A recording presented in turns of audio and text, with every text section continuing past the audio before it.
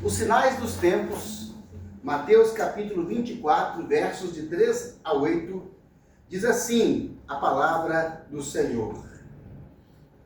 No Monte das Oliveiras, achava-se Jesus assentado, quando se aproximaram dele os seus discípulos em particular e lhe pediram: dize-nos, quando sucederão essas coisas e que sinal haverá da tua vinda e da consumação do século?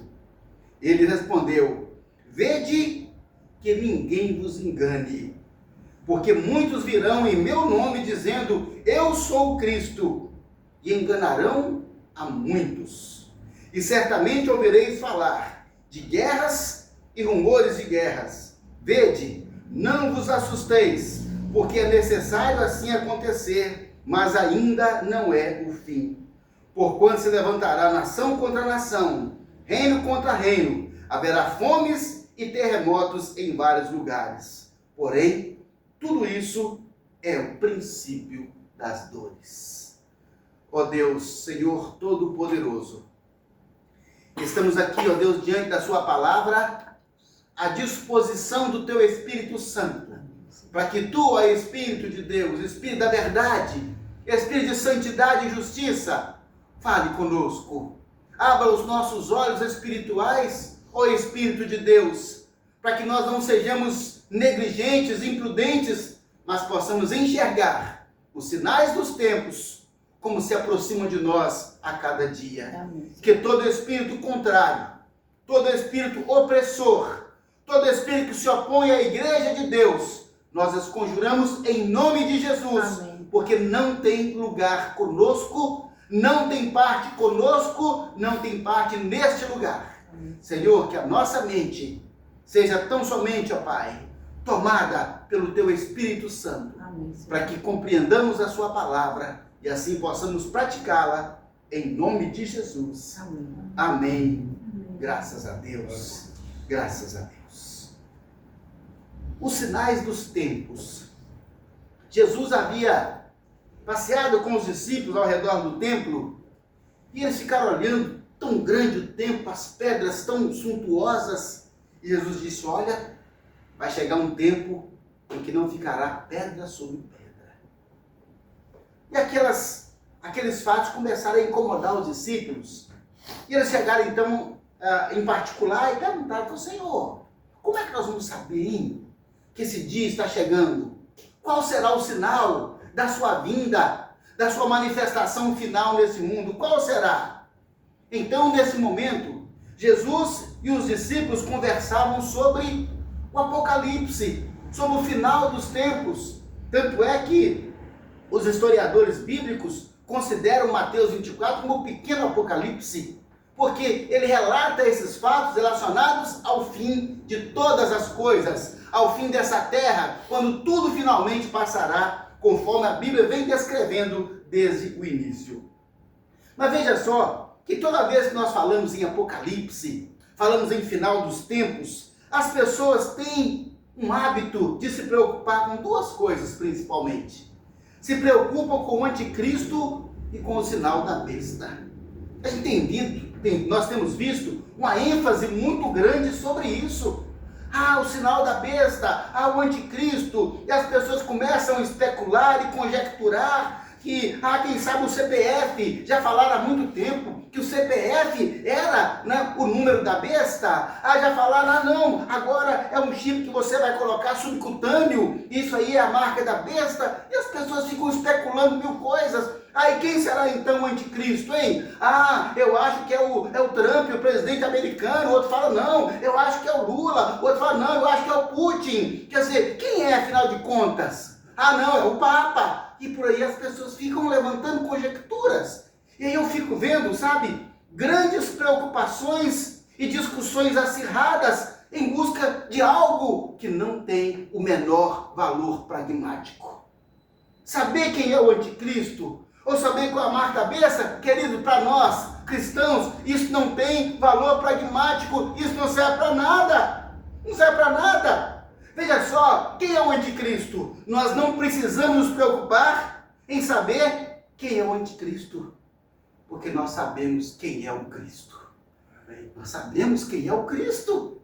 Sabemos que Ele é o Filho de Deus, que nasceu nessa terra, Deus humanizado, é o nosso Senhor, é o nosso Salvador. Se nós sabemos quem é o Cristo, meus irmãos, ó, não interessa quem seja o anticristo, pode ser qualquer um outro, não faz diferença nenhuma para nós, porque a nossa relação é com Cristo. Se nós temos uma relação profunda com Cristo, como nosso Senhor, como nosso Salvador, não interessa quem seja o anticristo. Ah, pastor, mas será que isso agora então é a marca da besta? Será que é a inteligência artificial? Queridos, não interessa o que seja a marca da besta, não precisamos saber qual é a marca da besta, sabe por quê? Porque nós temos a marca de Cristo. Nós temos a marca de Cristo em nós.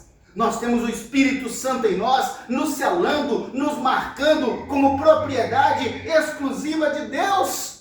Ora, se nós temos então a marca de Cristo em nós, que nos qualifica, que nos identifica, que nos separa, que nos sela como uma marca de propriedade divina, queridos, para nós não interessa saber o que é marca da besta. Para nós isso não tem valor pragmático. Isso não tem valor prático, isso não tem valor útil, absolutamente nenhum. Veja só que o estudo do Apocalipse, meus queridos, ele traz uma tônica, ele traz uma essência muito importante, que é Jesus Cristo, que vem buscar a sua igreja, a noiva pura, santa e imaculada. Essa é a mensagem essencial do Apocalipse. Cristo vem buscar a sua igreja. Os sinais dos tempos é só para a igreja saber quando é que está vindo, quando os sinais, porque exatamente o dia, como Jesus disse, ninguém sabe, nenhuma pessoa sabe, mas nós podemos então dizer, olha, os sinais estão acontecendo, quer dizer que agora se aproxima a nossa redenção. Queridos, se Deus quisesse que nós tivéssemos essas informações sobre quem é a besta, qual é o sinal da besta, a marca dele, se Deus quisesse que nós tivéssemos essas informações, Ele teria dito com clareza, com a mesma clareza de quando João Batista, quando viu Jesus, ele falou com os seus seguidores, eis o Cordeiro de Deus que tira o pecado do mundo. Então Deus teria dado essa clareza, simplesmente isso. Ou seja, se Deus então não deu clareza, queridos, isso não tem diferença nenhuma para nós. Então, devemos observar os sinais descritos pelo Senhor Jesus, os quais estão presentes na atualidade, já vem acontecendo de um certo tempo e eles vêm se intensificando. Olha só, eu enumerei aqui alguns episódios. Em 2010, houve um tsunami no Haiti, com uma média aí de 250 mil mortos. Pastor, mas a Bíblia não fala de tsunami não. O que é um tsunami? É um terremoto no mar, porque as placas tectônicas, elas são móveis. Quando ela se move, então exatamente ali gera uma onda gigantesca, ou seja, é o efeito de um terremoto no mar, nada mais do que isso. E esse em 2010, esse tsunami veio e destruiu, varreu completamente o Haiti, com mais de 250 mil mortos. Nos Estados Unidos, teve lá um furacão chamado Katrina, queridos, foram 1.800 mortos. A cidade de New Orleans, ela ficou com 80% inundada de água, queridos, e mais ainda, tiveram bilhões e bilhões de prejuízo, bilhões de dólares de prejuízo, por causa da destruição que veio. Queridos, falemos de guerras, nós vemos que, principalmente, aquela região do Oriente Médio, e depois ali, estende depois para a Europa e a Eurásia, pegando ali a União Soviética, a Rússia e aqueles países, é um ponto de conflito, sempre estiveram em guerra, e a guerra nunca acaba, cada dia tem guerra nova, e as guerras vêm se renovando, e muitas vezes a guerra não é simplesmente bélica, é uma guerra como acontece agora, é uma guerra econômica, é uma guerra de impostos, em que uma nação continua disputando com a outra, não está jogando bomba, mas está competindo, está destruindo, está guerreando. Jesus falou de fome. Apesar de todo o progresso tecnológico, apesar do desenvolvimento do agronegócio, Queridos, em 2024, segundo os órgãos aí que defendem, né, a humanidade, em 2024 foram 295 milhões de pessoas passando fome em 53 países. 295 milhões de pessoas passando fome em 53 países. Apesar de todo o desenvolvimento, apesar de toda a tecnologia. Então nós olhamos essas coisas e pensamos assim, Jesus já veio falando disso. Jesus estava anunciando isso. São fatos indubitáveis que nós não podemos dizer, não, isso não é verdade. Sim, isso está acontecendo. E ainda tem o seguinte, que a fome, ela piora a situação dos países, porque a fome atrai peste. Quando vem a fome, normalmente vem doenças e vem pestes junto. E isso torna aquela condição daquele país, daquele lugar, muito pior. E sem falar, queridos, no que é chamado de doenças reemergentes. Que são doenças reemergentes? São doenças que já haviam passado, mas que agora voltaram à tona. O mundo está invadido de doenças. Tivemos há pouco tempo a experiência trágica do Covid, que foi uma pandemia que assolou, ninguém escapou. A pandemia atingiu pessoas no mundo inteiro. Queridos, a cólera já era mal vencido, voltou. A tuberculose era também mal vencido, agora voltou. Até o sarampo, que ninguém mais morria de sarampo, voltou o sarampo. Sem falar de dengue, zika e chikungunya. E sem falar, queridos, até na peste bubônica. A peste bubônica, também chamada a peste negra, era chamada de peste negra porque aparecia bulbos, e esses bulbos escureciam, ficavam escuros, negros. Era peste negra ou peste bubônica, que era causada por uma bactéria que vivia no intestino da pulga do rato. Uma bactéria que vivia no intestino da pulga do rato.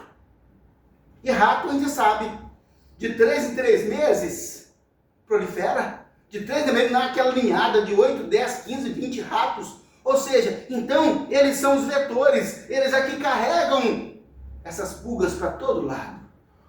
E aí, queridos, só na Idade Média, nós tivemos cerca de 50 milhões de mortos na Europa.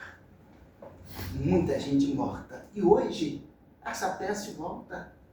Nós ficamos pensando, meu Deus, como é que pode alguma coisa assim acontecer? Problemas vencidos estão voltando. Jesus está dizendo, olha, sinais dos tempos, se ninguém acredita, se ninguém endireita a vida, se ninguém se converte, se ninguém se dobra pelo amor, se ninguém reconhece o sacrifício de Jesus na cruz, que morreu por amor a todos nós, olha os sinais dos tempos. Se nós não amamos, temos medo. Se nós não respeitamos, vamos ter pelo menos medo, porque tudo isso está acontecendo e a palavra de Deus, ela está se cumprindo e ela vai se cumprir. Todos esses sinais, que isso comprova? Veja só que você pensa assim, mas sempre aconteceu. Queridos, isso comprova que a palavra de Deus é verdadeira. Primeiro ponto, a Bíblia é verdadeira, porque ela já falou disso e vai continuar mostrando as realidades. Segundo, que a palavra de Deus está se cumprindo e vai se cumprir em todos os aspectos. Terceiro, que nós precisamos confiar, nos apegar na palavra de Deus, fazer dela o nosso livro de cabeceira, fazer dela o nosso manual de fé e prática, porque é a palavra da verdade. Queridos, não temos mais tempo, não temos para esperar, não temos mais tempo para ficar despercebidos, porque Satanás, ele não brinca, ele vê os sinais acontecendo e ele tenta acelerar o seu processo de a cada dia tentar tirar mais e mais pessoas da presença de Deus, de cumprir a missão que Deus deu a cada um de nós. A palavra de Deus é a verdade. Queridos, se nós falamos então que a Bíblia é a verdade, isso quer dizer que não depende da nossa ideologia. Ah não, pastor, mas a minha ideologia, esse negócio de Bíblia, isso são mitos bíblicos. Queridos, o que alguém pensa a respeito da Bíblia não invalida a sua veracidade. Ah, não, pastor, isso não faz parte da minha filosofia de vida. Não interessa. Não interessa qual seja a filosofia de vida desse ou daquele outro. Isso não invalida a veracidade da Bíblia. Ah, não, eu creio em outra doutrina. Isso não invalida a veracidade da palavra de Deus. É como alguém dizer, eu não acredito no sol. Eu não acredito que o sol brilhe. Eu não acredito que o sol exista. Ainda que ela esteja vivendo num lugar onde não haja sol. Ainda que ela esteja vivendo no subterrâneo. O sol está brilhando. Ah, mas eu não acredito. Acreditar ou não, não anula a veracidade da palavra de Deus. A Bíblia é verdade. Não depende da nossa crença. Não depende de alguém crer ou não nela para ela ser verdadeira. A fé de cada um não faz a Bíblia menos verdadeira. Não é a nossa fé que estabelece isso. Ela é. A palavra de Deus, ela é. No princípio era o verbo. E o verbo estava com Deus, o verbo era Deus, e o verbo é o próprio Jesus, ele é a palavra. Então, não tem como anular o próprio Jesus. A Bíblia é a verdade. Por isso o Senhor Jesus falou do princípio das dores. Porque nós ficamos pensando, mas pastor, isso já aconteceu desde o começo, todas essas tragédias, sim. Mas Jesus falou sobre princípio. Ele disse assim, olha, o que vocês estão vendo agora é apenas o princípio das dores. Talvez nós estejamos chegando ao fim das dores. Eles viveram o princípio. Ao longo da história, talvez, as dores medianas. E agora estamos chegando ao fim. Estamos caminhando para o fim das dores. E é interessante, então, que essa palavra dores, no grego, se refere a dores de parto. É odines. A palavra grega é odines. E odines é dor de parto. Jesus falou, isso é o princípio das dores de parto. Mas o que tem a ver dor de parto com os sinais dos tempos? A verdade é que as dores de parto são caracterizadas por contrações. Então nós temos intensidade e tempo. Quer dizer que a contração do parto aumenta a intensidade da dor e reduz o intervalo. Cada vez que se aproxima mais do nascimento, a dor fica mais intensa, o intervalo entre uma dor e outra reduz. É o que nós estamos percebendo hoje nos sinais dos tempos. Quer dizer que os sinais que Jesus anunciou, veja só, que eles têm se tornado cada vez mais intensos. O homem tem tido poder de destruir muito mais um ao outro e a terra. O poder de destruição do homem é muito grande, ou seja, a intensidade. E agora, os intervalos entre uma coisa e outra estão ficando cada vez mais estreitos, cada vez menores. Ou seja, isso significa a aproximação da hora do parto. Isso significa a hora do menino nascer. Isso significa a hora de Jesus Cristo voltar. O interessante é que a Bíblia ela vai dizer que viu uma mulher vestida do sol ali sobre a lua. E a Bíblia fala que o dragão aguardava para devorar o seu filho quando nascesse. Sabe, queridos, só que essa história, meus queridos, não é dessa forma, porque a criança vai nascer e não será devorada pelo dragão. A criança que a igreja tem gerado, que são pessoas novas, que a cada dia se convertem, o dragão não vai devorar essas pessoas, porque elas estão protegidas pela igreja, estão protegidas pelo sangue de Jesus, estão protegidas pelos anjos. O dragão pode até preparar para atacar, mas ela está sob a proteção da própria igreja. Nós nos protegemos, nós nos defendemos, nós lutamos uns pelos outros, é o que diz a palavra. Então o dragão se prepara contra a igreja, mas a Bíblia fala que as portas do inferno não prevalecerão contra a igreja, que a igreja vai, arromba a porta do inferno e eles não podem resistir. É o poder da igreja. É o poder da igreja. E quando nós falamos da igreja, estamos falando da igreja de Jesus Cristo, da igreja com I maiúsculo, com a igreja que não tem tamanho, com a igreja cuja essência é reconhecida por Deus e é reconhecida pelos demônios. Demônios reconhecem a essência da igreja, porque quando olha para nós, eles veem o nosso retrato espiritual, eles veem que nós estamos comprometidos com Deus, comprometidos com a oração, comprometidos com a santidade, comprometidos com a missão que nós recebemos de anunciar o evangelho a toda criatura. para que Jesus possa vir finalmente, para que a criança possa nascer e levar a igreja de volta, voltar ao nosso estado, voltar para casa. Para nós, queridos, é voltar para casa. Que saudade de casa, de voltar para o nosso lugar, junto do nosso Pai. Jesus disse, na casa do meu Pai há muitas moradas. Amém. É a nossa morada, é para onde nós vamos. Temos saudade de casa, porque esse mundo não é o nosso lugar. Não aposte as suas fichas nesse mundo, não aposte a sua vida nesse mundo, não gaste a sua vida nesse mundo, porque se tudo é passageiro, aqui não é o nosso lugar. Estamos apenas de passagem. Invista no reino. É a nossa bagagem, é o nosso tesouro, é aquilo que de fato levaremos. É o resultado da obra de Deus que nós fazemos por amor. Isso é que conta. Essa é a moeda preciosa que nós levaremos. E olha só que o Senhor Jesus, ele foi enfático em dizer, passarão o céu e a terra, mas as minhas palavras não hão de passar. Ou seja, tudo que Jesus falou, ele disse que nem um tio, nem um jota, nada, nem um pingo do i vai cair da sua palavra, mas toda ela se cumprirá.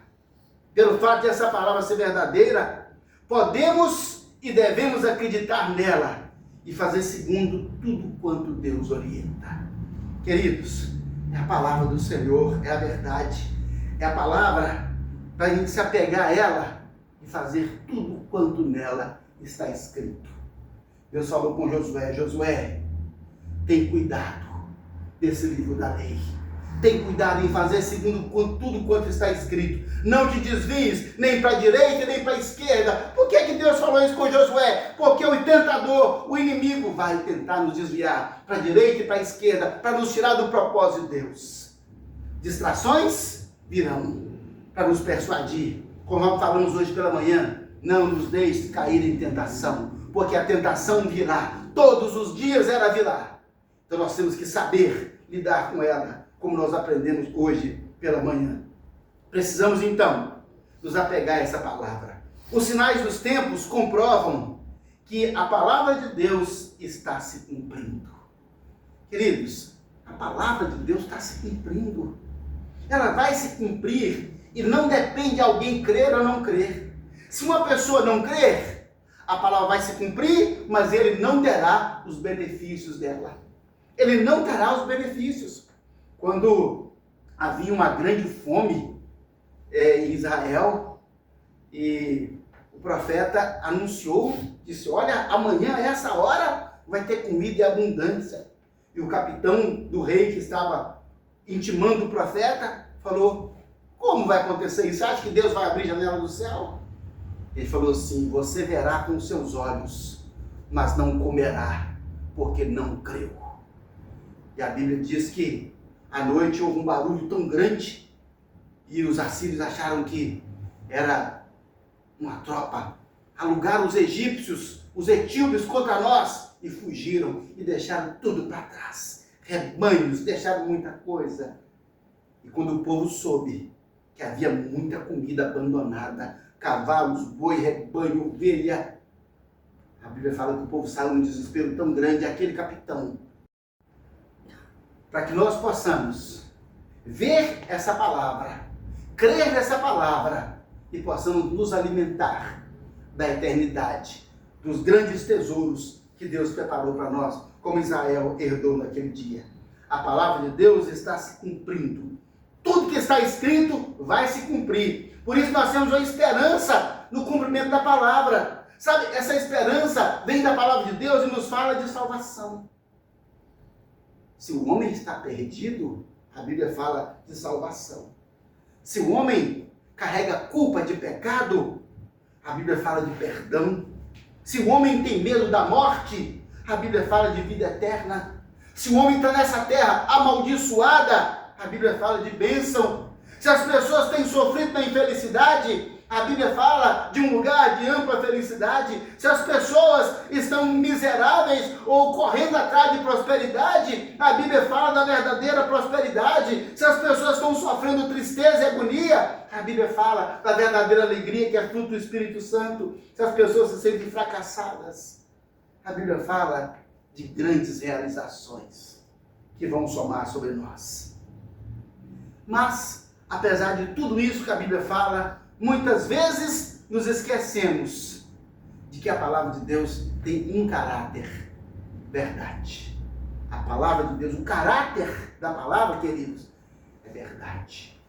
Não adianta alguém falar, não acredito, isso aí foi construído filosoficamente. Queridos, isso tudo é balela, são argumentos insuficientes, pífios, que não vão mudar com nada do que vem a ser essa verdade, a mudar o caráter da palavra de Deus, que é a verdade, e ela vai se cumprir.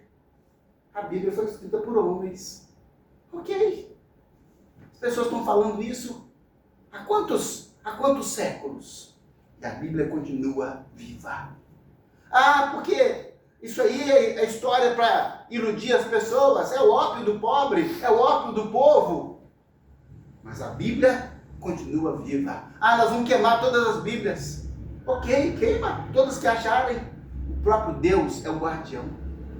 Não depende de nós. Um dia a gente fazer guerra para defender a Bíblia, não precisa, porque Deus é guardião da sua palavra. Ninguém poderá anulá-la. Ainda é o livro mais lido no mundo. E ponto final. É o livro mais estudado. É o livro mais recorrente em toda a história. É a Bíblia. Não, pastor, mas lá quem escreveu o Harry Potter, lá quem escreveu, não é, o Dom Quixote de La Mancha, não é, vendeu demais, leu muito. Mas não é leitura recorrente. Não é leitura recorrente. A Bíblia é a leitura mais recorrente que existe. Porque nós lemos uma vez, lemos 2, 3, 4, 5, 10, 20, 30. E continuaremos lendo enquanto estivermos nessa terra. Porque ela é viva. Porque ela é viva.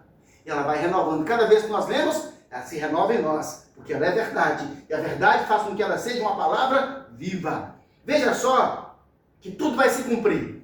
Com a fé e a esperança voltada apenas para nós mesmos.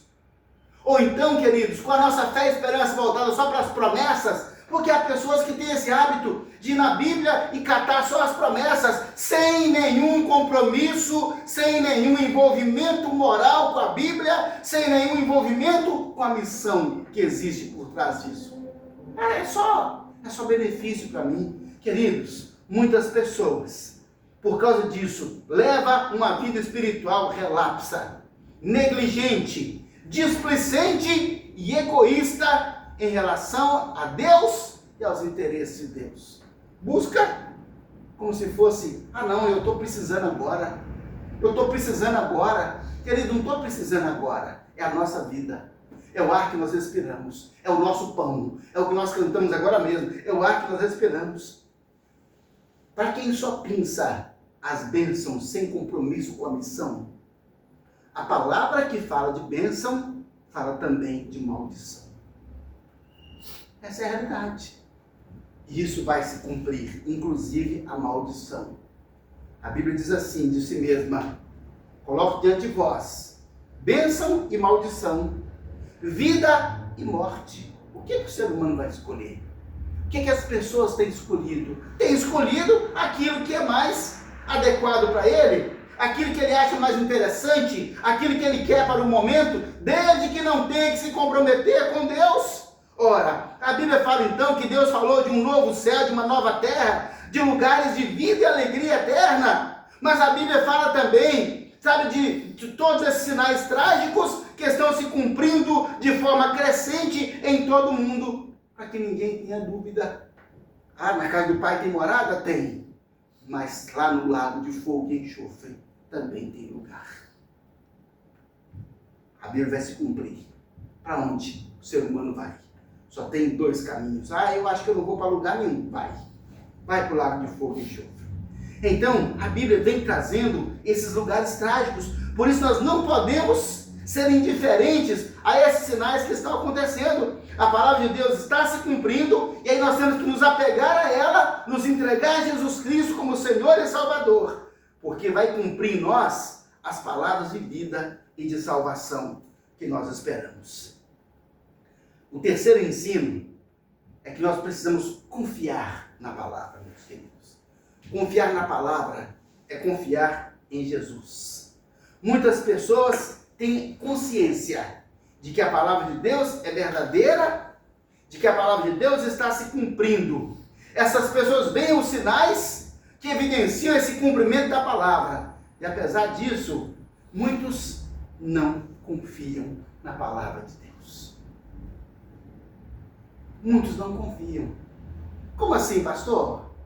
A Bíblia fala assim: buscai primeiro o reino de Deus e a sua justiça, e essas outras coisas serão acrescentadas.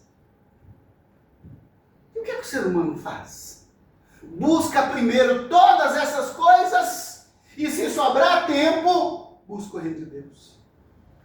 Porque não confia na palavra, meu Deus? Porque não confia na palavra? A palavra de Deus diz: trazei os dízimos à casa do tesouro, para que haja mantimento na minha casa. Farei prova de mim, que eu vou abrir as janelas dos céus e derramar sobre você bênção sem medida.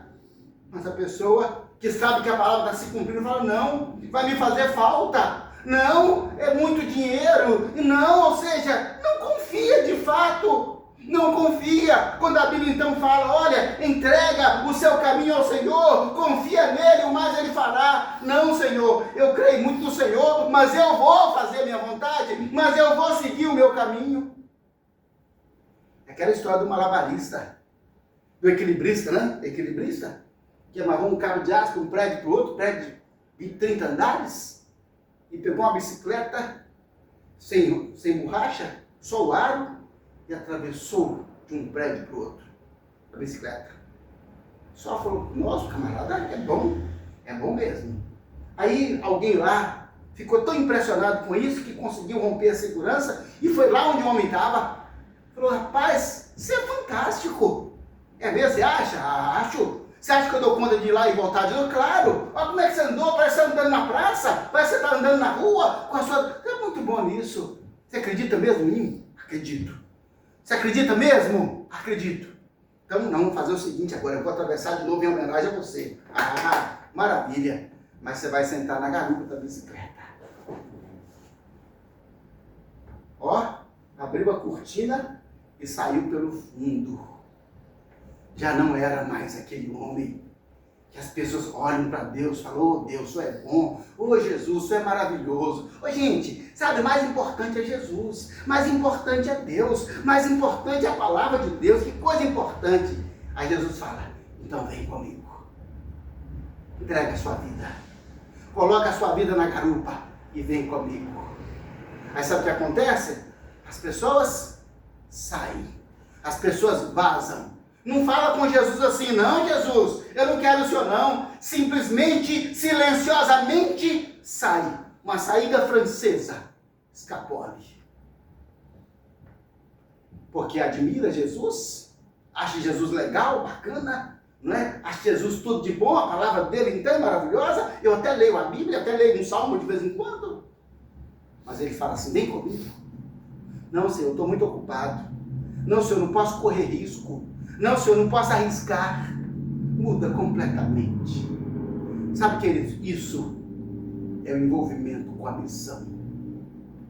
É confiar na palavra. Confiar que a palavra vai se cumprir. Porque vê o que está acontecendo, agora é confiar a sua vida. Entrega a sua vida. Entrega a sua vida. Então as pessoas ficam igualzinho o admirador do equilibrista. Não tem coragem de ir junto com ele.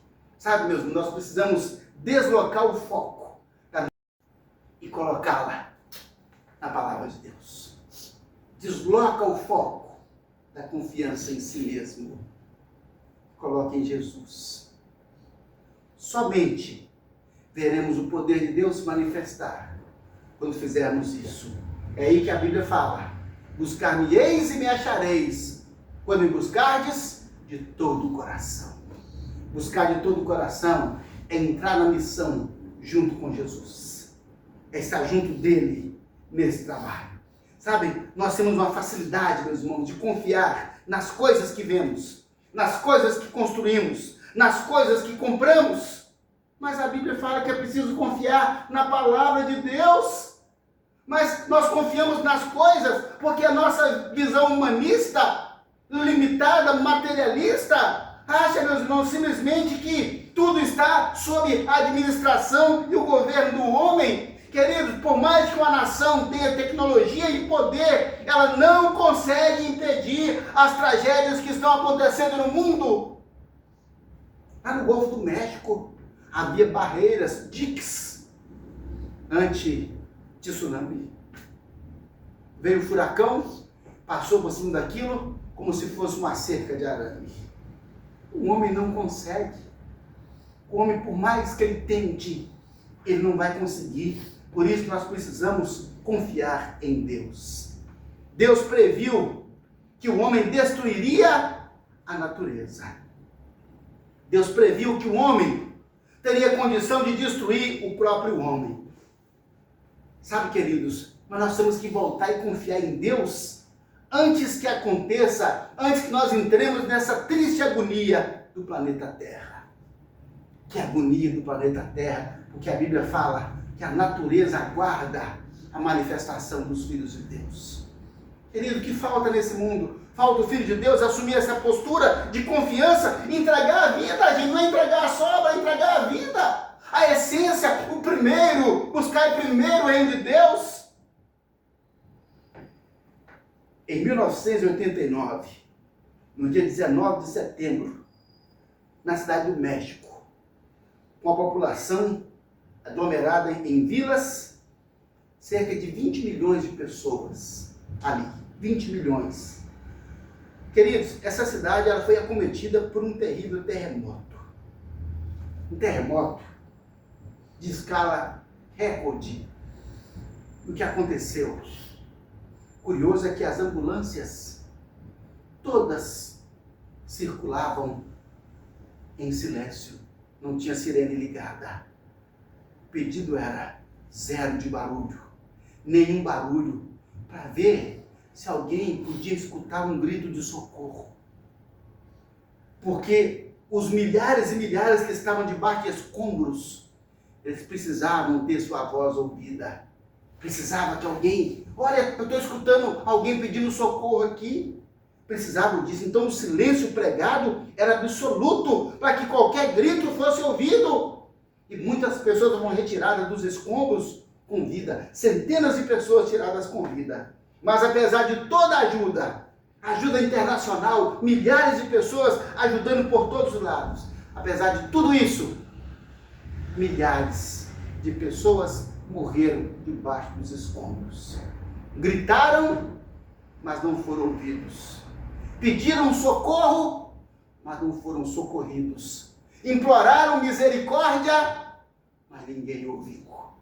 Apesar de tudo isso, milhares e milhares de pessoas morreram ali debaixo, porque não foram ouvidos. Muitos morreram lentamente, debaixo de peso de toneladas de concreto. Não foram ouvidos. Não foram atendidos. Seus pedidos não foram atendidos. Pediram socorro, choraram, imploraram, clamaram, mas não foram atendidos por ninguém. Sabe, queridos, meu Deus, que tristeza. A palavra de Deus está se cumprindo. Mas por causa do pecado da iniquidade, por causa do egoísmo do homem, por causa do hábito que o homem tem de deixar o seu próprio ego governar a sua vida, pensamos que somos senhores do nosso próprio destino, senhores do nosso próprio mundo, senhores da nossa própria vontade. Pensamos isso. Então, porque o homem está pensando assim, haverá um fim. No fim haverá um julgamento, e esse julgamento prevê um castigo eterno. E desse castigo eterno, muitos clamarão, não serão atendidos. Muitos gritarão, mas não serão ouvidos. Muitos clamarão, mas não haverá quem os atenda. Não haverá esperança, porque não haverá mais salvação, porque a palavra se cumpriu. É isso que a palavra diz, que um dia haverá um juízo final, do qual o homem não poderá escapar. Acabou, não tem mais chance. Depois que o concreto foi colocado em cima, não tem mais como sair. Depois que o homem, finalmente, rebelde a Deus, à vontade dele, governando a sua vida, vivendo do seu próprio jeito, queridos, no dia do juízo, não haverá mais salvação. Não haverá mais esperança. A Bíblia fala de um lugar que o fogo não apaga, e onde o